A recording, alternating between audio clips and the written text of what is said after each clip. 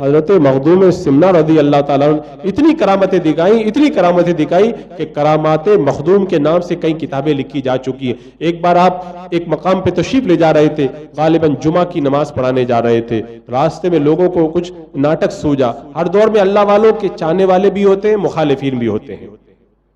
انہوں نے ایک زندہ آدمی کو لٹا دیا، کہا جاتا آپ جنازہ پڑھا کر کے جائیں۔ آپ ٹالتے رہے، وہ مانے نہیں۔ آپ نے پھر ان کے اصرار پر اللہ اکبر کہہ کر کے جب جنازہ پڑھا کر کے نکل گئے، زندہ تھا، پھر وہ زندہ نہیں رہا، اس کو قبر کے اندر لے جا کر کے ہی رکھنا پڑا۔ اللہ والوں سے مذاق کرنا بھی بڑا بھاری پڑ جاتا ہے۔ ایک مقام سے آپ گزر رہے تھے، آپ نے راستہ پوچھا تو کسی نے مذاق سوجی اور مذاق کے اندر الٹا راستہ بتا دیا، آگے دریا پڑتا تھا، راستہ بند تھا۔ اب انہیں کیا پتا تھا، اللہ والے اپنی جو فطرت انسانی ہے اس کے مطابق چل رہے ہیں، لیکن اگر وہ اپنی کرامتوں پہ آ جائے تو نہ دریا ان کا راستہ روک سکتا ہے، نہ پہاڑ اور گھاٹیاں ان کا راستہ روک سکتی ہے۔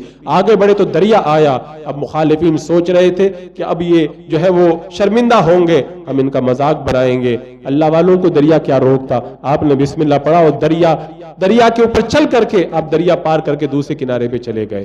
جن کو شرمندہ کرنا چاہ رہے تھے ان کو تو شرمندہ نہ کر سکے، وہ تو سرخرو رہے، اور جو مخالفین تھے وہ اپنا سا منہ لے کر کے شرمندہ ہو کر کے رہ گئے۔ اللہ تعالیٰ اپنے محبوبین کو ایسے ہی کرامت عطا فرماتا ہے۔ آپ کے سچے جانشین حضرت نور العین رضی اللہ تعالیٰ عنہ ایک بار جنگل میں چلے گئے تھے، وہ کیمیا سیکھنے کے لیے۔ کیمیا کا مطلب یہ ہوتا ہے ایک ایسا علم ہے کہ دھات کے اوپر جب وہ علم کے ذریعے کچھ کام کیا جاتا ہے تو دھات سونے میں بدل جاتی ہے۔ جب لوٹ کر کے آئے، مخدوم سمنہ نے کہا کہ کیمیا سیکھنے جنگل میں گئے تھے، تمہیں کیمیا سیکھنے کی کیا ضرورت ہے؟ خود ہی اپنے اندر اتنی کشش پیدا کرو کہ جس پہ نظر کرو اللہ اس کو سونا بنا دے۔ پھر اس کے بعد وہ فرمایا کہ لاؤ ایک ڈھیلا اٹھا کر کے لاؤ۔ ڈھیلا اٹھا کر کے وہ لے کر کے آئے، ہاتھ میں لیا تو دیکھا کہ وہ سونے کے اندر تبدیل ہو چکا تھا۔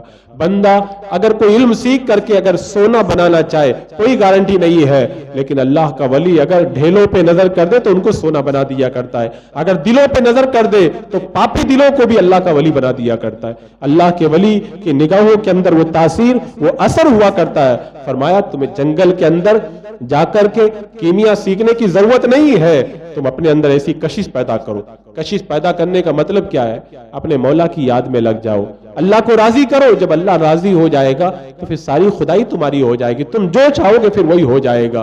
فرمایا گیا نا کہ جو اللہ کا ہو جاتا ہے پھر ساری خدائی اس کی ہو جایا کرتی ہے، وہ جہاں چاہتا ہے اس کے اندر تصرف کیا کرتا ہے۔ حضرت مخدوم سمنہ رضی اللہ تعالیٰ عنہ کی کرامتیں بے شمار ہے، لیکن اصل ہے آپ کے ارشادات۔ آپ نے ساری زندگی اسی بات کی تعلیم دی کہ شریعت کے اوپر مضبوطی سے ڈٹ کر کے رہو۔ اور ایک بار آپ نے فرمایا کہ مخلوق کی خدمت کرنا یہ نفل عبادت سے بہتر ہے۔ ایک بندہ نفل عبادت کرے اس کا اتنا ثواب نہیں ہے، اگر کوئی مخلوق کی خدمت کرتا ہے اللہ تبارک و تعالیٰ اس سے زیادہ اس کو ثواب عطا فرماتا ہے۔